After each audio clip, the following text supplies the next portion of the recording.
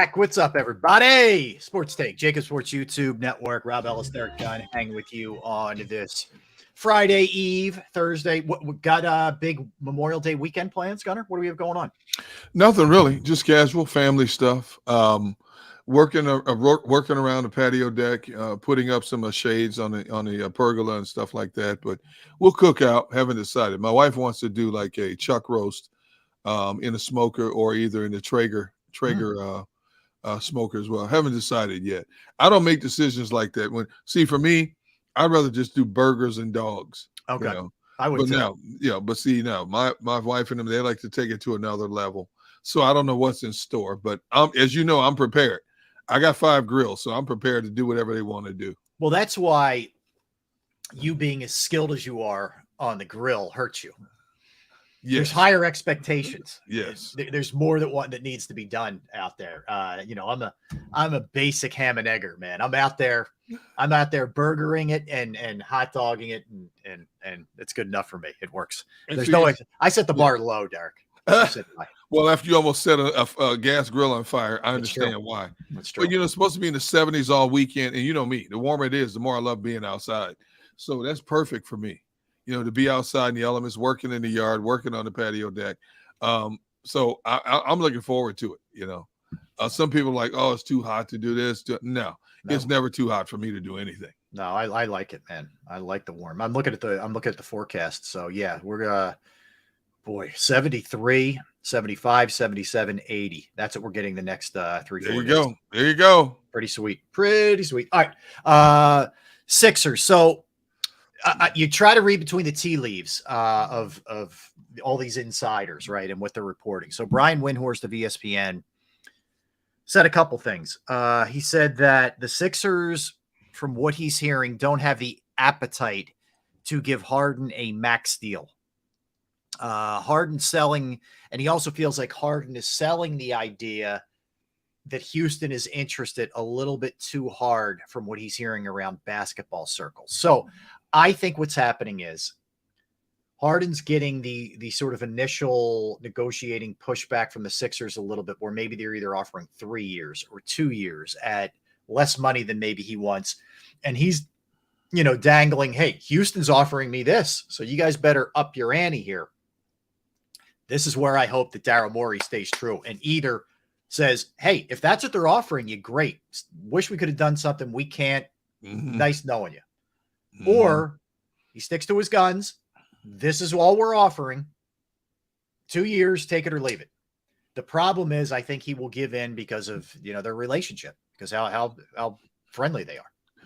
If this is a marketing ploy on James Harden and his representations side, it has been a very consistent marketing ploy because it started in December around Christmas. And the rumors, and the rumors have continued to trickle out throughout the latter half of the season and into the playoffs. At some point, somebody's going to call the other's bluff. And I hope it's not the 76ers buckling in this situation out of the fear that, man, we actually could lose James Harden. If James Harden gets a max contract from Houston, hey, thank you for your contributions. Good luck to you down in Houston with a rebuilding organization. Plain and simple.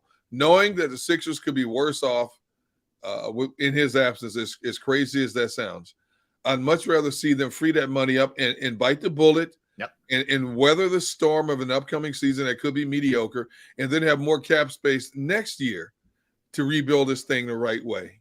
Hopefully with with Joel Embiid still in the fold. Mm-hmm. But I'm not giving Harden a max contract. And I understand, him and Morey are like Batman and Robin. I get that. I get your relationship. But at some point, business sense has to take over friendship.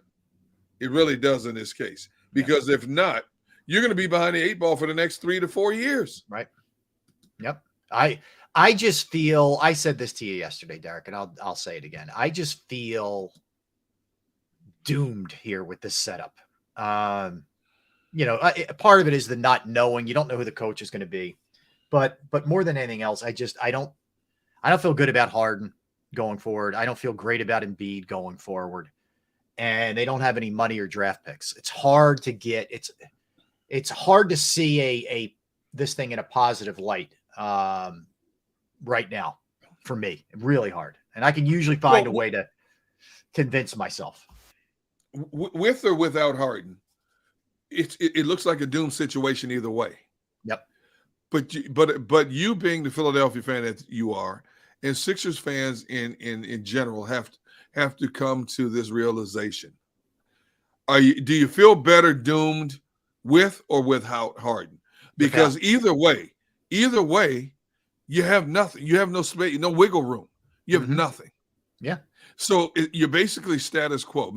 Minor tweaks, lower tier here, there, maybe. Hopefully you find an Austin Reeves, a diamond in the rough for 1 year somewhere, okay, from the G League. Maybe you find a G League diamond in the rough. But outside of that, it is what it is. And I know not just we here on Sports Take, but across every platform that covers the Sixers, TV and radio, they're talking about the same thing. Podcasts, talking about the same thing. The dilemma the 76ers are in, the uncertainty of the head coach. And when you do get this new head coach, is he the motivator? Is he the right motivator to push this team to another level with or without James Harden?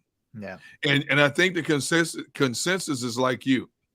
Let's move on without James and let's see where it takes us. And then we'll regroup next year and see how much we can improve this thing. But as of right now, I don't want to see. I'm done with James Harden. Nice game. It's just that the game that you play has run its course here in Philadelphia. For the money that you could command, it's run its course here in Philadelphia. Take your game, move on, and be happy in life. And look, it's not. It is complicated because the problem is even with the step back next year. If we're assuming that Harden leaves, the problem with the step back next year is, what does that do to Embiid? Does Embiid then one out? And did you miss out on a chance to maybe move him this offseason?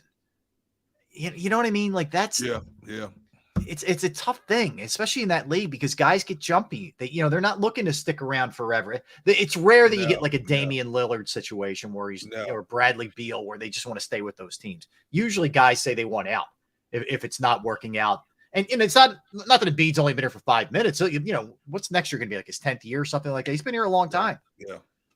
It's tough. It's a tough call. That's what I mean by they're in a really precarious spot right now. Yeah, and I don't blame players for wanting to jump around and put themselves in better positions, win-loss wise and financially. Yeah. I mean, let's face it.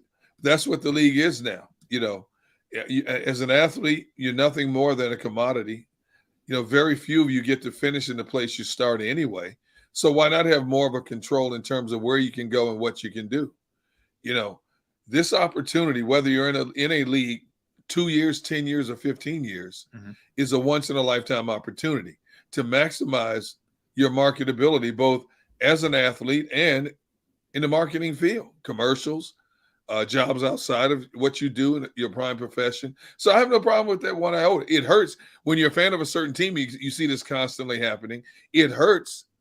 It hurts you because you don't want to see certain people go, but you have to accept it. You just have to hope that you have the right brain trust in the front office to make the necessary and the right decisions to keep this thing moving in a positive manner. Yeah, because like we talk about, you see teams and you understand you don't have to have all the talent in the world if you're built the right way and you have the right kind of guys. Right. The Heat are the perfect example. Now, Celtics did it differently. A lot of that was through the draft, a couple trades here and there, Brogdon and whatnot, but there's a lot of different ways that you can do this, but the Heat are a great example of just finding those right people and developing them once they get into your system. Right. And I do worry about that part of it too. Like, where have all those kind of players been? What's Morey been here? 3 years or right around 3 years? Yeah. We haven't seen a lot of that. I mean, he did a really good job. I guess, was he here for the Maxey pick? I believe he was, but we haven't seen a lot of that type of player that was, he was in the G League, or they developed this guy, or who's on a 2-way contract, and look how well he's playing for them. Like, there's been a few, like B-Ball Paul's turned himself into a decent backup center as a second rounder, but not much else, frankly. Yeah. How did it go so bad? How did it go so bad, Rob? We Uh, we applauded the fact that they made all these changes last year. yeah. Start off slowly, picked up steam, carried it into the playoffs. And yet they get to the second round and they hit that wall and it all unravels. The same players, the supporting role players we applauded. Yeah. Okay. Were the same same players that unraveled when it counted most. Mm-hmm. And now we look ahead questioning if those same pieces we applauded are the same pieces we're going to have to endure another season watching again. Well, I mean, look, let's face it. Harden, when you traded for him, yeah, obviously you had to move on from Ben Simmons, and you got a guy in here who has Hall of Fame credentials, but you also knew he was bad in a lot of playoff games. He came up small. You also knew that it could end poorly if things didn't go well. Now, he didn't do any of that kind of stuff where he dogged it or any of that.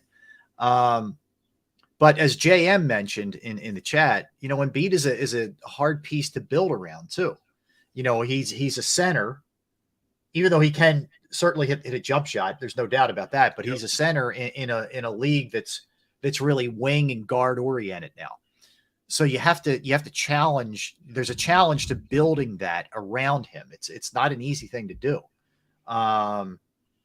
So I think there's that. And, the other problem is, Derek, it gets back to they haven't drafted well enough collectively over the years. Maxey is as fun as he is and as talented as he is, has some limitations. He doesn't play good defense.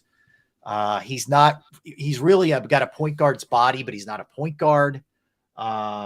PJ Tucker's so limited offensively, and he's an older player. Tobias Harris has disappointed massively. Nobody liked that contract when they gave it to him. I guess that's a long answer to a short question, but I think it's a lot of different things, and there's no bench help, or at least very little. Are you surprised that there seems to be a growing number of people who are now saying, move on from Embiid? Are you at that point yet, or do you still want to give this organization a chance to build around Embiid a little bit more? I'm not at the point of wanting to trade him, but I understand where people are coming from, because their thought process is he's either going to be broken down when you get through the 82 games, or when you come to a really big game and things don't necessarily go his way, he's going to check out. And if that's the case, you're really ultimately just wasting your time. Like, I get it why people feel that way. My only hope is, and this is nothing more than hope, is that maybe this year serves as a wake-up call to him that, everybody questions your heart in big spots, and he comes back with a vengeance in the playoffs going forward. But if you're asking me, do I think it's more likely that he comes up small in a big spot than comes up big? I think it's more likely he comes up small. See, I like Nick 215 comment where he says, if Denver can build around Jokic, Sixers can do the same. I agree. But the problem is they haven't done it sufficiently enough. How many years have we had an opportunity to build around Embiid? And they haven't done it well enough to make the product better. It's been good. Let's face it, it's been consistently good now for several years, but it hasn't improved to where you're getting closer to your ultimate goal. So what do you do now at this stage of Embiid's career? Yeah. Do you have to take 2 steps back and basically start the process again? So what do you do at this point with him? Well, and I understand fans' frustrations why they want to move on from Embiid as well. I get that. But I don't know if it's the right move at this point, because if you move on from Embiid, then you're really going to become one of those lower tier NBA teams, and fans are going to cringe at that. Too, like the comp, I get the size comp because they're both centers with Embiid and Joker, but Joker's a much better playmaker for those around him. And look, the Sixers don't have a Jamal Murray too. Let's be really clear about that. They don't. But Joker makes people, I think, is better at making players around him better than Embiid is. He's a point center. That's not Embiid. It's just not who he is. It doesn't mean Embiid isn't. The guy was the MVP. But I truly believe that Joker, it's a little easier to utilize him in this day and age than it is Embiid. A little bit. I think that's one of the differences. Well, I'm sitting here trying to be optimistic, Rob, but to be honest with you, I think this team next year is going to be a middle of the road team, to be honest with you. And they might win 40-something games. They should. Yep. If they keep the exact same roster, at the very minimum, they should win 45 games. But when you've been to the playoffs 3 consecutive years and you haven't inched a step, the first step is to build a team that can get to the playoffs. They did that. Next phase is to win a round. They did that. And then all of a sudden it's plateaued now. Consecutively can't get past the second round. So the natural progression from a managerial standpoint is sit back. How do we make this product better? But the Sixers have put themselves in such a financial restraint. They can't go anywhere. They have nowhere to go. Mm-hmm. And you expect the fans to come out and pay good money, parking, concessions, buying the team's jerseys, fill the arena, and you're going to put a mediocre product on the court again next year. That's what fans have the biggest problem with is there's no vision. I don't think if people are honestly being honest with themselves, there's no vision right now, and I'm one of them, of this team as I look at it on paper, being a better team in 23-24. I also think, Derek, I think this may be a loss that's hard to come back from. When you go out like they went out, and they've done this now for a few years, but this was like, prime time example of what we're talking about. Yes. I don't know, man. Like we're assuming they're just gonna be able to bounce back. I don't think so, Rob. Yeah. I don't think so, Rob. There's too many other factors now. Other teams are going to get better, be more competitive. You're not going to be dominating certain opponents like you did this past season. Mm-hmm. The one thing that we don't talk about is the health factor of Embiid. He's like walking wounded every other week. Yeah. Look at how many games he missed in the regular season. Look how he limped through the playoffs once again. Another knee injury. If it's not a hand, it's a knee injury. He's getting older, not younger. These little things that he had to navigate through become more profound every time you get older. And let's face it, my mindset is you're not going to have Embiid X amount of regular season games, and you got to hold your breath and cross your fingers and hope he can be there upright and breathing for the playoffs if you get in the playoffs again and be better health-wise than he was the previous 3 years. Right. That's asking a lot. Yeah, it is. That's asking an awful lot. And like we talk about all the time, he's 30 going on 35. Yes. So, yeah, I mean, look, it feels like a lot of signs are pointing to getting out in front of this, making a move rather than waiting a year too long. It does feel like that. But we'll see. We'll see, Derek. It's gonna be interesting. Daryl Morey's got a lot of work in store for him. I will tell you that much, man. You can be earning his bucks this offseason. And the biggest thing is going to be the coach. You get Nick Nurse, I think you will I think there will be people willing to give you some benefit of the doubt if you can land him. But if it's a Mike D'Antoni, I'm telling you, it's going to be ugly. It will not be pretty. Oh, now I just picked up this comment from our producer, Tone. Now, this is interesting. I know you guys have your thoughts on Maxey, but I believe he can become the Jamal Murray to Joel Embiid. I'm willing to bet he makes a big jump going into next season. Ooh. All right. I'll respectfully Jamal disagree. Murray. I just don't think he can shoot it. No. And believe me, Tyrese really improved his shooting, but I don't think he can shoot it quite the way that Jamal Murray can shoot it, which makes him so unbelievable. I don't think he can take over a game the way Murray can. I don't either. And I love Tyrese. I do too. I love his game. His ability to drive at the accelerated rate he drives at is second to none. Yeah. The way he uses the glass, the soft touch off the glass, his ability to get a defender on his hips and just blow by him.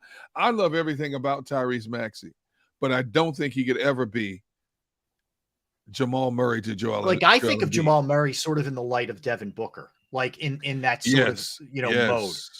And I just think, and granted, Maxey's only 22, but I think he's just a click below that, whatever that level, and that's still pretty darn good. Like that's an all-star level player, I think. Yes. But it's just a click below that in my estimation. Not far off, just a tiny little bit right now.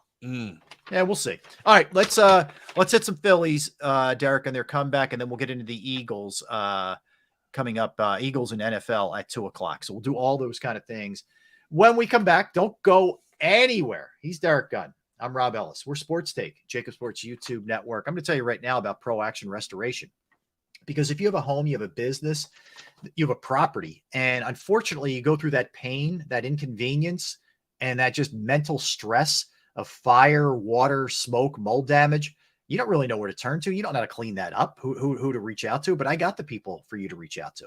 It's Pro Action Restoration, because they're on call 24 hours, 7 days a week. That means Saturday, Sunday, holiday weekend, nighttime, whatever the case may be, they're available to come out and assist you. I went through it on a Saturday and they got right out, cleaned up the problem. The crew was professional. The price was right. It was everything you would expect out of just a first-class organization. They are licensed, bonded, fully insured. They've been serving the tri-state area for more than 2 decades. Pro Action Restoration will work in conjunction with your insurance company. So again, any of the above and then some: water, fire, smoke damage, mold remediation, you name it, they can handle it. Give them a call, 610-623-3760, 610-623-3760, or online at proactionrestoration.com. That's proactionrestoration.com.